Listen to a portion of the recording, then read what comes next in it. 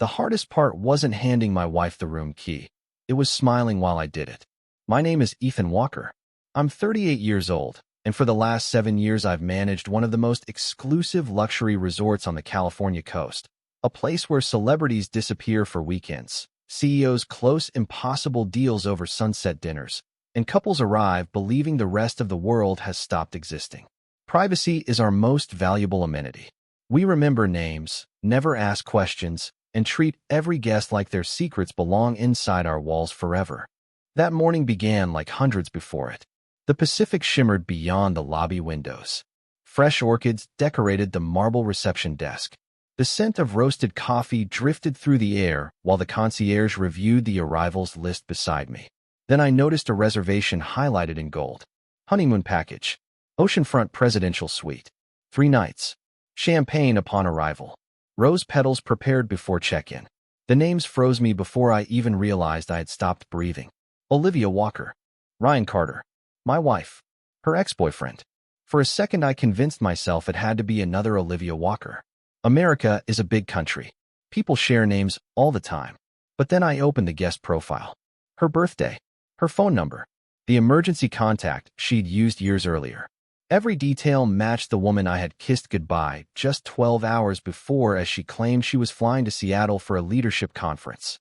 She had smiled, adjusted the strap on her carry-on bag, kissed my cheek, and reminded me not to work too hard. I remembered standing in our driveway watching her rideshare disappear around the corner, thinking how lucky I was to have a wife who still chased her career with so much determination. Looking back now, I realized that memory already belonged to another man. My assistant asked whether everything was okay. I smiled automatically and told her to continue preparing the VIP welcome package. My voice sounded steady, even though something deep inside me had quietly shifted. I didn't call Olivia. I didn't text her. I didn't demand an explanation. Years of working in luxury hospitality had taught me one lesson above all others. The truth always checks in before the lies do. I reviewed the reservation one more time. Private airport transfer. Couples spa reservation. Sunset sailing excursion. Dinner for 2 overlooking the cliffs. Every detail had been planned weeks in advance. Weeks. While I believed we were discussing repainting our kitchen and planning Thanksgiving with my parents, she had apparently been planning a romantic getaway with the man she once promised she'd never speak to again. At exactly 2:17 that afternoon, security informed me that the black SUV carrying our VIP guests had just entered the front gate. I straightened my jacket, picked up the 2 polished brass room keys resting on a silver tray, and walked toward the lobby entrance before anyone else could greet them. The automatic glass door slid open, and there she was. Olivia stepped into the lobby wearing a cream-colored travel jacket, oversized sunglasses resting on her head, and the same smile she had given me countless times before business trips. Except this time, that smile was not meant for me. Standing beside her was Ryan Carter, taller than I remembered from the photographs I had once found buried in an old storage box years ago. He reached for one of their suitcases with an easy confidence that only comes from believing you belong exactly where you are. Neither of them noticed me immediately. They were too busy laughing about something that had happened during the drive from the airport. I picked up the silver tray holding their room keys and walked toward them with the same calm expression I had practiced through thousands of guest arrivals. Hospitality teaches you how to separate emotion from performance. That lesson had never been more valuable than it was at that exact moment. Olivia looked up first. The color drained from her face so quickly that I almost wondered if I had imagined it. Her footsteps slowed. Her lips parted slightly as though she wanted to explain everything in a single breath, but no words came. Ryan followed her gaze, then looked at me with polite confusion. He had no idea who I was. To him, I was simply another resort manager doing his job. I smiled the same professional smile I offered every guest. Good afternoon. Welcome to Seacliff Reserve. We are honored to have you with us. My voice sounded steady, almost warm. I handed Ryan one of the polished brass keys before placing the second gently onto the tray between us. Your oceanfront presidential suite is ready. If there is anything you need during your stay, my team is available 24 hours a day. Ryan thanked me without hesitation. Olivia could barely look into my eyes. Her hands trembled just enough for me to notice as she accepted the second key. I simply nodded, wished them a pleasant stay, and stepped aside while a bell attendant collected their luggage. They walked toward the elevators without another word. Only once the doors closed did I allow myself to take a slow breath. My assistant, Melissa, approached quietly. "Everything all right, Ethan?" she asked. I smiled again, this time because smiling required less energy than explaining the truth. "Everything is under control," I answered. And strangely enough, it was. Years earlier, I would have confronted Olivia in the lobby. I would have demanded answers before those elevator doors ever closed. But people change. Pain has a way of replacing impulse with patience. I returned to my office overlooking the central courtyard, closed the door, and opened our internal reservation system once again. Every request made from that suite would be documented automatically. Every restaurant reservation, every room service order, every spa appointment, every charge signed to the room created an accurate timeline. I did not need assumptions anymore. Facts were quietly collecting themselves. As I stared at the computer screen, memories of our marriage drifted through my mind with surprising clarity. We had met 11 years earlier at a neighborhood coffee shop in San Diego. She had been reading a marketing textbook while waiting for her drink, and I accidentally spilled half my iced coffee across my own shoes trying to hold the door open for her. She laughed so hard she offered to buy me another one. That conversation lasted 3 hours. We married 4 years later in a small vineyard surrounded by close friends and family. We promised honesty, loyalty, and partnership. Looking back, I still believed I had kept every one of those promises. Somewhere along the way, however, the life we built together had quietly divided into 2 different stories. I simply had not realized she had started writing hers without me. I sat there for several minutes without moving, watching the small blue dots on the resort management screen appear one after another as different departments acknowledged the arrival of our newest guests. Housekeeping confirmed the suite was occupied. Room service prepared the welcome champagne. The concierge scheduled their sunset sailing excursion for the following evening. Everything happened exactly as it would for any other couple celebrating a special occasion. The only difference was that this reservation carried my last name. It was strange how quickly the mind begins rewriting old memories once the truth finally has somewhere to stand. Looking back, the warning signs had not appeared overnight. They had arrived quietly, one ordinary day at a time, disguised as busy schedules and harmless excuses. About 18 months earlier, Olivia had started traveling more frequently for work. At first it made perfect sense. She had recently accepted a senior marketing position with a national hospitality consulting firm, and conferences became a regular part of her calendar. Seattle, Denver, Chicago, Austin.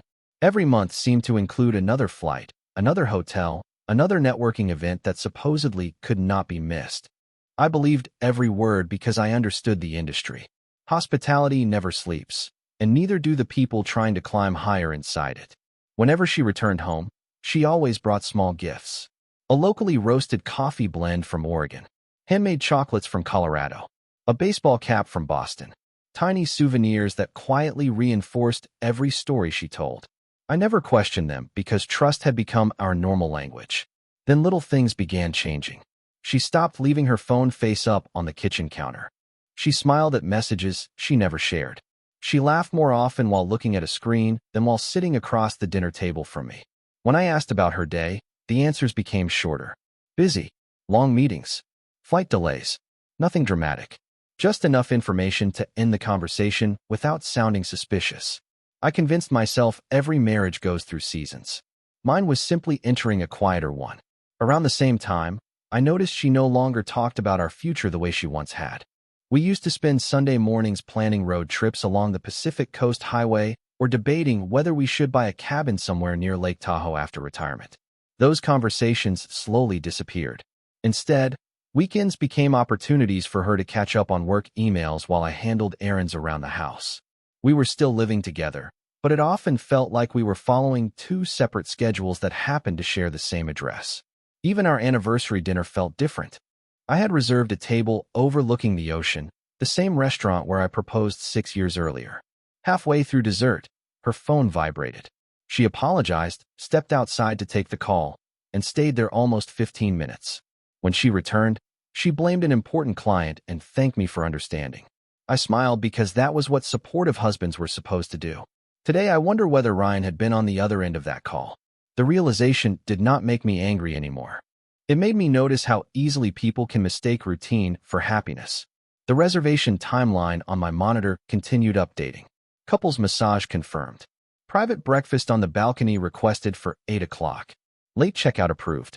Every new entry felt less like an emotional wound and more like another piece of a puzzle quietly locking into place.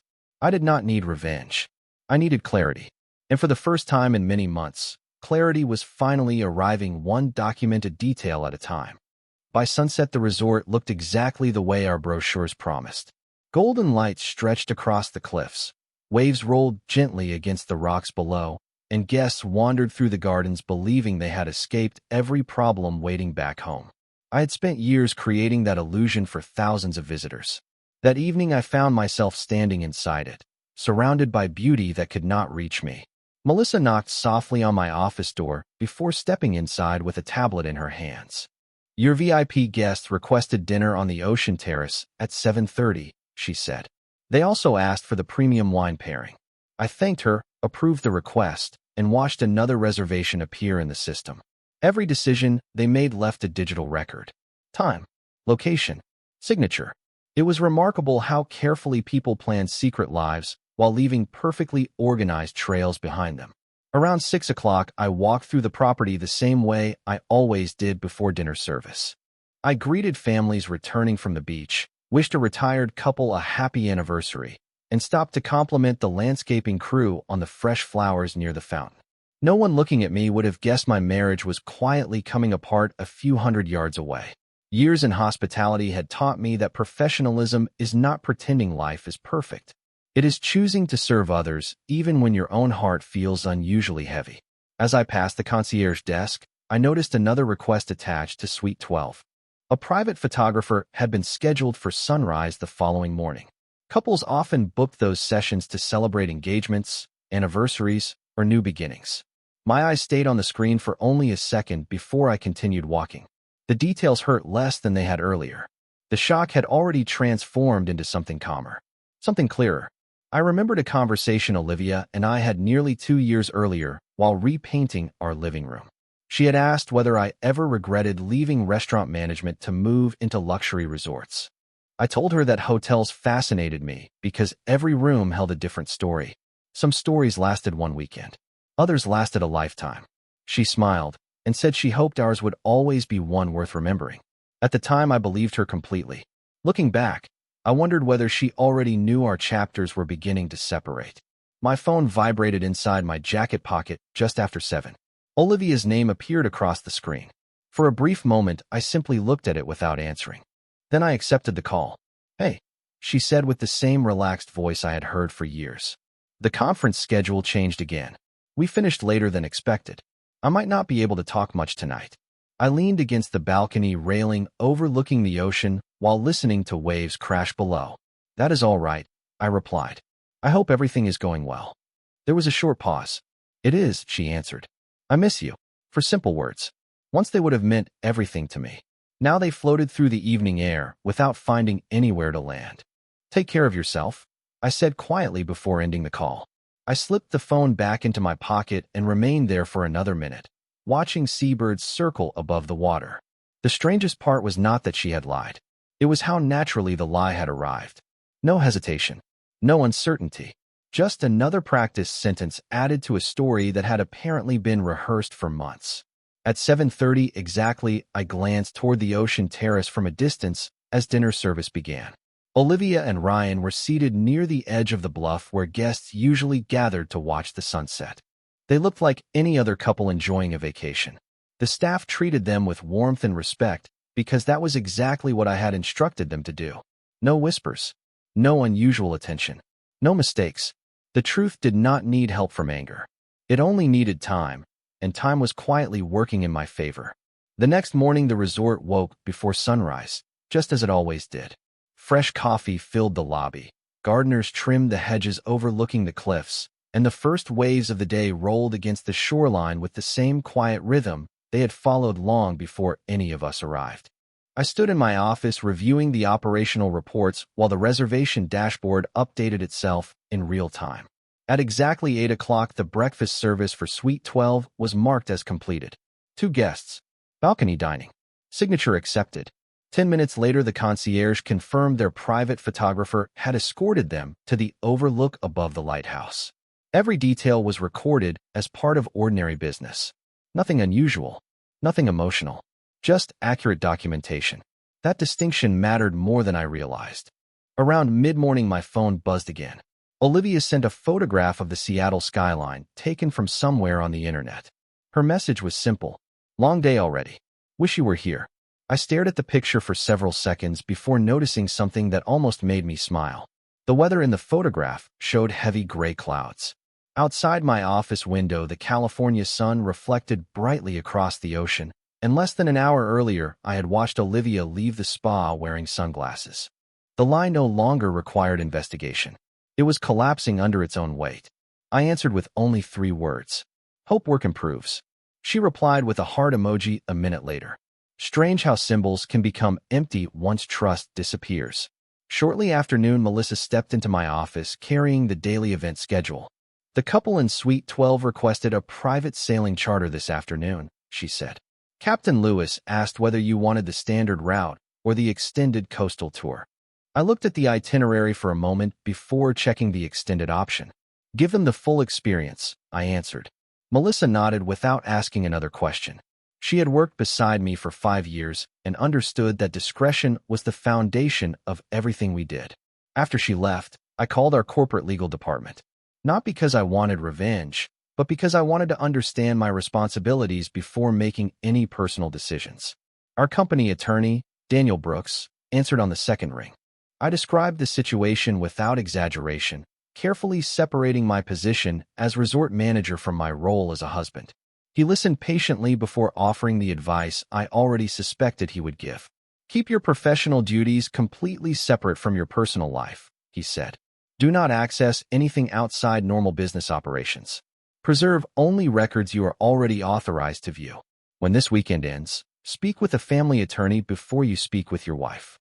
His words settled my thoughts in a way I had not expected. I thanked him and returned to work. For the first time since seeing Olivia walk through those lobby doors, I felt something that resembled peace. Not happiness. Certainly not relief. Just clarity.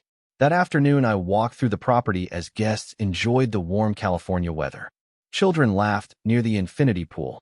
Newlyweds posed beneath white flowering trees. An older couple held hands while watching dolphins surface beyond the cliffs. Life continued with remarkable indifference to personal heartbreak. Perhaps that was one of its greatest lessons. The world rarely pauses for private sorrow. Near sunset, I noticed the sailing yacht returning to the marina. Olivia and Ryan stepped onto the dock smiling as Captain Lewis thanked them for choosing the resort. I turned away before they could see me. There was nothing left to confirm.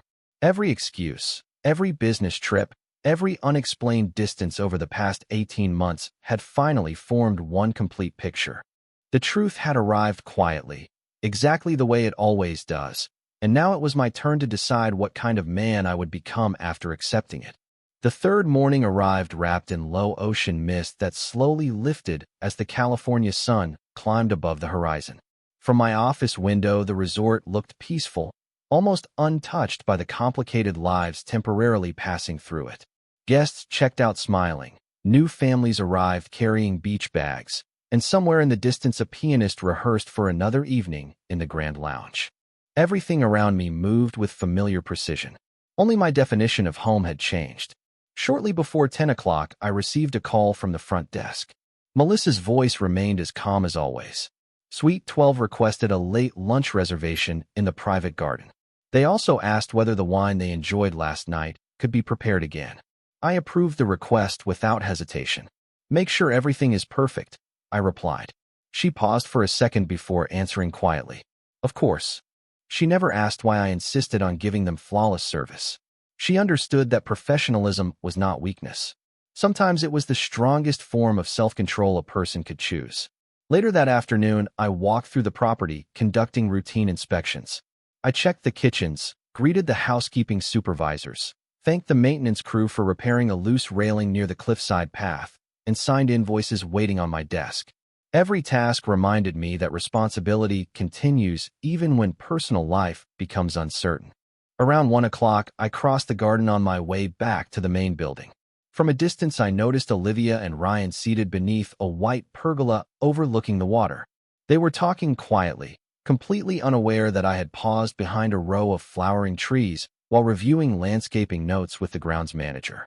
I never moved closer. I never listened. I never needed to. The simple fact that they were there together told me everything I needed to know.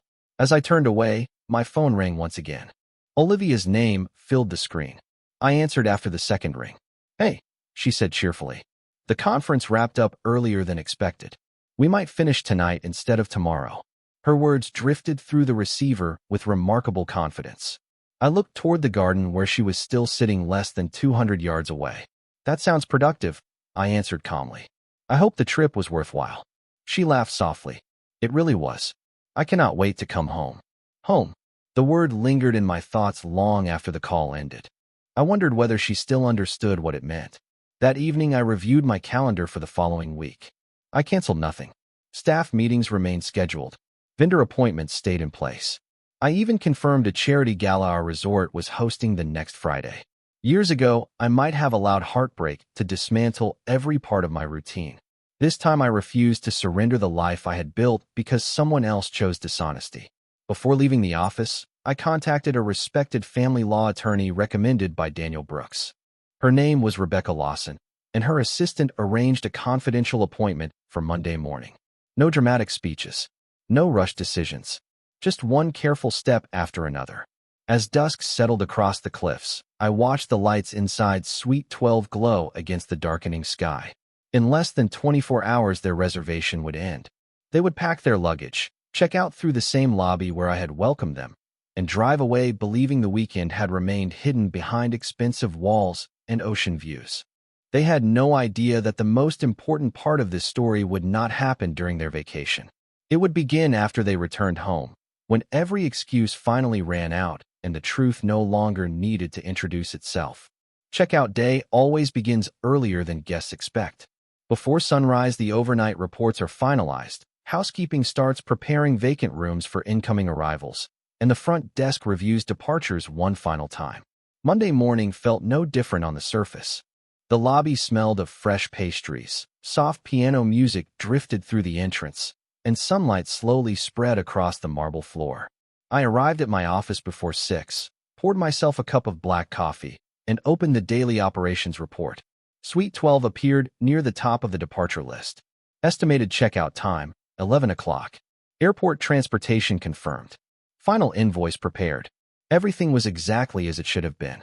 Around 8:30, Melissa stepped into my office carrying the completed guest folio inside a sealed envelope. "Everything has been processed," she said. "Nothing unusual." I thanked her and placed the envelope into the locked cabinet where management stored completed financial records before accounting collected them. I did not open it because I did not need to. The purpose had never been curiosity. It was simply another ordinary business document created during an ordinary guest stay. Before leaving, Melissa hesitated for a moment. "You have handled this weekend with more grace than most people could," she said quietly. I smiled politely. "Our guests deserve professionalism, no matter who they are." She nodded once and closed the door behind her. At 10:55, I walked through the lobby as departing guests gathered near the entrance. Families loaded luggage into sport utility vehicles. Couples carried souvenir bags filled with local wine and handmade candles. Vacation has a way of making people believe difficult realities can wait until Monday. Olivia and Ryan appeared a few minutes later. They looked relaxed, rested, and completely unaware that my perspective had changed forever. Ryan approached the front desk to confirm their airport transfer, while Olivia remained several steps behind him. For the first time since they arrived, we stood close enough to speak without anyone else interrupting. She looked directly into my eyes, her expression filled with questions she clearly could not ask. I simply offered the same professional smile I had worn throughout the weekend. "I hope you enjoyed your stay," I said. Her lips parted slightly before she answered. It was memorable. There was something different in her voice now. Perhaps guilt. Perhaps confusion. Perhaps she had spent the entire weekend wondering how much I actually knew. "I gave nothing away," Ryan returned, thanked me for the excellent service, shook my hand, and complimented the resort. I wished them a safe flight, watched the chauffeur load their luggage into the waiting vehicle, and stood beneath the entrance canopy until the black sport utility vehicle disappeared beyond the front gate. Only then did I release the breath I had been holding for 3 days. There were no dramatic confrontations, no raised voices, no public scenes, just silence. Sometimes silence carries more weight than any argument ever could. That afternoon, I completed my final management reports, thanked the weekend staff for another successful operation, and drove home along the Pacific Coast Highway. The ocean stretched endlessly beside the road, calm and steady beneath the afternoon sun. My appointment with Rebecca Lawson was scheduled for 9 o'clock the following morning. I had already gathered our financial records, property documents, and every personal file she requested during our brief telephone conversation. For months, I had believed my future depended on discovering the truth. Now I understood something far more important. Discovering the truth was only the beginning. The real test would be deciding what kind of life I intended to build after accepting it. And for the first time in a very long while, that decision finally belonged entirely to me. Monday morning felt unusually quiet as I walked into Rebecca Lawson's office overlooking downtown San Diego. There were no dramatic speeches waiting for me, no television courtroom moments, just a polished wooden conference table, a legal pad, and an attorney who had spent more than 20 years helping people separate emotion from evidence. Rebecca greeted me with a firm handshake, offered me coffee, and listened without interrupting while I explained everything from the beginning. I described Olivia's growing distance, the endless business trips, the reservation that appeared on my resort's arrival list, and the weekend that quietly changed my understanding of my own marriage. I was careful to distinguish between what I personally witnessed and what existed as routine business records generated through normal resort operations. When I finished, Rebecca folded her hands and nodded slowly. "You have done something many people struggle to do," she said. "You stayed calm long enough to make thoughtful decisions instead of emotional ones." She explained the legal process, reviewed our financial documents, confirmed that our home, retirement accounts, and savings would all be handled according to state law, and reminded me that honesty and documentation mattered far more than anger. Before leaving her office, I signed the initial paperwork authorizing her to begin preparing the necessary filings. Walking back to my truck, I realized that signing those documents felt strangely lighter than I had expected. The hardest decision had already been made the moment I accepted reality instead of denying it. That evening, Olivia returned home just after 7 carrying a rolling suitcase and a paper bag filled with coffee beans she claimed to have purchased in Seattle. She smiled as she walked through the front door, set the bag on the kitchen counter, and wrapped her arms around me as though nothing had changed. "I missed you," she whispered. I hugged her politely but briefly before stepping back. She looked tired, but not from business meetings. She looked like someone trying to remember which version of the truth she had already told. While she unpacked upstairs, I prepared dinner exactly as I had planned earlier that afternoon. Grilled salmon, roasted vegetables, and fresh bread. We sat across from each other at the dining table, where we had shared thousands of ordinary evenings over the years. She talked about imaginary presentations, delayed flights, and networking events that had supposedly filled her schedule. I listened without interrupting.